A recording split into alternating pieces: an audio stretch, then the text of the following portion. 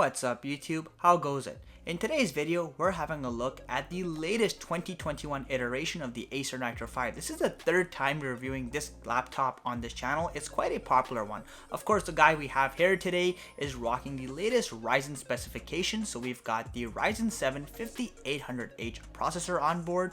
We also have 16GB of DDR4 RAM, additionally a 512GB solid state drive, and yes, of course, we do have a GTX 1650 with 4GB of VRAM in this base configuration, the latest Wi-Fi 6 and Bluetooth standards on board, and this is a 15.6-inch Full HD IPS display. And of course, in today's video, we're gonna see if this laptop is still able to keep its title as being one of the best budget gaming laptops out there, or if the Acer Nitro 5 is getting a little rusty for the wear. As always, if you guys enjoy this review, hit that like button, consider subscribing to my channel, it genuinely helps me grow. Thanks for watching, let's go. As far as unboxing goes, the Nitro 5 comes in a pretty standard looking cardboard box. You have the Nitro 5 branding in the center and these cool graphical images of robots.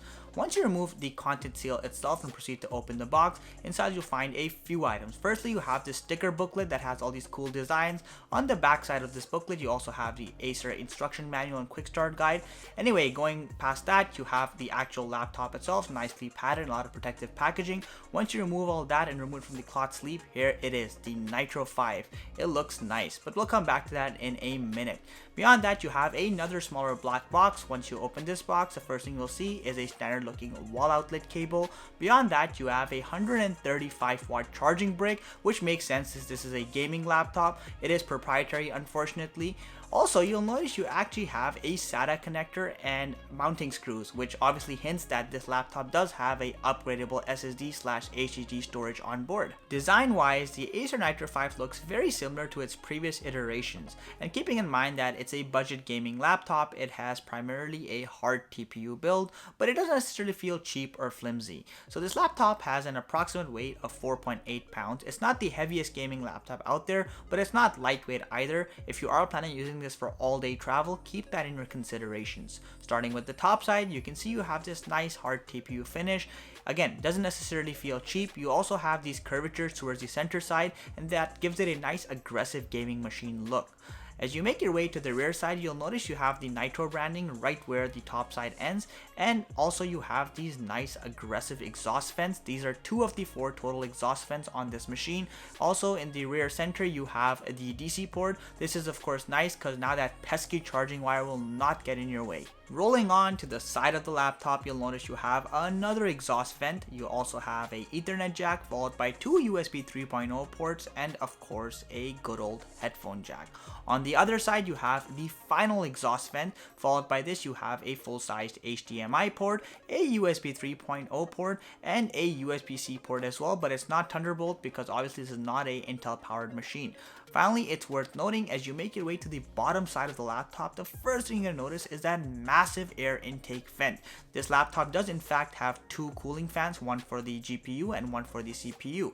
So plenty of cooling going on. You'll also notice you have 2 grills on either corner of the bottom side. This indicates that this is in fact a stereo speaker setup. We'll be doing a brief sound test later on in the video. When you unfold the laptop, the first thing you'll notice is that you have plenty of palm rest space, but you'll also notice someone kinda just eyeballed it and really awkwardly put that trackpad way too much on the left side, meaning you practically have no palm rest space on the left side of the actual laptop.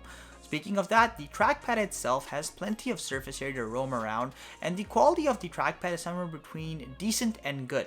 So the clicks feel plenty tactile and there is a decent amount of feedback, but there's also a fair bit of inbounds. It's also worth noting that the actual surface of the trackpad is made of plastic. I feel like Acer could have put a slightly better trackpad here, but I guess only noobs use the trackpad to game, right? The good news, in contrast to this, the keyboard Nitro 5 is quite respectable. So you have nice large surface area keys, meaning you'll make nominal typos. Key travel is pretty reasonable, meaning you have a good tactile feel for every single key you press. Also, it is worth noting the keyboard is fully backlit, albeit only in a single color, which is red. This can be a bit of an eyesore for after prolonged use, but that's a personal opinion. It matches nicely with the theme of the Nitro 5, however. Also, you do have a full-size 10 keypad. This is great because now you can crunch numbers performance in Excel while slaying the demons of hell in Doom. So it's a win-win for everybody. One of the most vulnerable points about this laptop, physically speaking, are its hinges. It uses a 2-tier hinge system, and I can't say I'm the biggest fan of this approach. So the Acer Nitro 5's hinge is just begging to break apart if you grab it from the wrong corner too many times or lift the laptop from an incorrect position.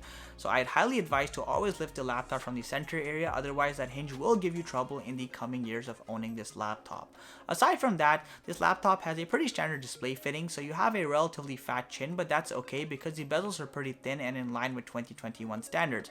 On the top side, you have a reasonably sized forehead, and you do have a 720p webcam, and you can tell Acer just found the cheapest webcam they could on the market and slapped it on. They probably didn't even look at the webcam before they bought it. What can you do? Let's talk about the elephant in the room, the display quality itself. So keep in mind that this is actually the base configuration of the Acer Nitro 5, meaning that other configurations with higher specifications actually come with a slightly better display. But the base model contains the following specs. You basically have a 15.6-inch IPS Full HD or 1080p display. Unfortunately, the refresh rate here is locked to 60 Hz. This is not the case again with the higher configurations. But where things kind of get really gloomy for this laptop is that you only have a 61% sRGB rating. I'll be honest, colors look pretty flushed out. They're basically just bland, and often they look like they're underwhelming. If you are a creative productivity user like photo editing or video editing, for example, this may not be appropriate for your workflow. Also, one of the biggest problems with this laptop and a lot of laptops is the fact that it only has a peak brightness level of 250 nits. Honestly, that should be illegal because you cannot use this laptop in any reasonable outdoor setting. Also, if you're in an indoor setting where there's just too much light happening, you'll find the brightness to be, again, underwhelming. Thankfully, you do have a matte finish screen, which does to some extent make up for the lack of brightness. Naturally, the most important aspect in a gaming laptop is hands down its performance. The Ryzen 7 5800H is a beast. It can handle any day-to-day task you throw at it, like web browsing, watching a YouTube video at 4K resolution, or even doing some good old word processing. And you'd hope that it could do all that smoothly. Of course, the real test comes in the gaming department. So I ran a number of games on this laptop, and I found that generally speaking, the gaming performance is very good, again, given that this is a budget laptop. So games like Doom Eternal, for example, Counter-Strike Go, The Witcher 3, they all run fine at a relatively high settings. Now, keeping in mind that this is the base configuration, the 1650 is a 2-generation old card, and it's starting to show its age a little bit. You will not be able to max out most modern day games at the highest possible setting, or you risk losing frame rates, or in some cases just not possible, like in the case of Doom Eternal. But overall, again, this is a great laptop where you don't want to spend the top-notch dollar to get the best possible performance, but you still want a great value out of your machine. For those of you who are insisting on doing productivity-based tasks like video editing on here, for example, you'll be happy to know you can do both 1080p or even 4K video editing with little to no performance drop. I know a number of you are going to ask me about the thermals of this laptop. So at its peak performance, laptop hit about 81 degrees Celsius, but that was usually for short periods of time. The fans kick in pretty quickly, and the laptop has a sustained temperature of around 70 degrees Celsius when you're playing resource intensive games or doing resource intensive activities. Also, it's worth noting that fan noise on this laptop can get very loud at 60 decibels, but that's only for short bursts at a time. Generally speaking, the fan runs around the 45 to 50 decibel mark when you're doing resource intensive activities, and honestly, when you're not doing anything resource intensive, they go super quiet. You practically cannot hear them. I also appreciate the fact that you have a dedicated fan for both the CPU and the GPU, which I'm sure plays a role in the limited thermal throttling on this laptop. In terms of battery life, let's just say if someone left you on an island with just the battery that comes with this laptop, you would both die very quickly. So what I mean by that is if you're gaming on this laptop non-stop, you'll probably get a top battery life of about 1.5 to 2 hours depending on the game you're playing. If you're doing moderately intensive activities, you can squeeze all the way up to 4.5 hours. There's also a battery saver mode which can squeeze that up to 5 hours, but you lose a lot of performance. Definitely you should be playing games when you have your laptop plugged in anyway for the most amount of performance, but battery life is not the strongest suite on this laptop. From a speaker perspective, the audio is really underwhelming on this laptop. Honestly, I could hardly tell it's a stereo speaker setup, one of the weaker points for sure. Have a quick listen.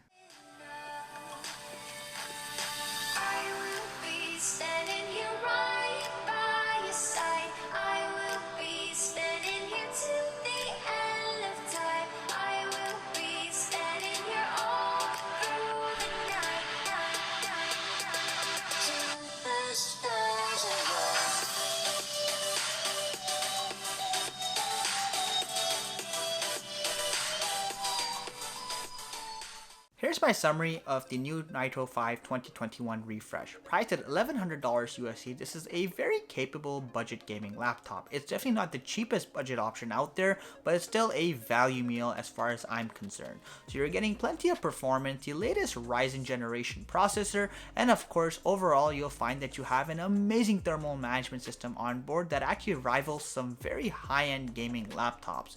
Some of the biggest disadvantages of this laptop, of course, are the fact that you have a pretty lackluster display. So at the base configuration, you only get a 60Hz refresh rate, which will be a huge turnoff for a lot of gamers. I know that for a fact because a lot of people love playing COD and they love their 120 plus FPS refresh rate.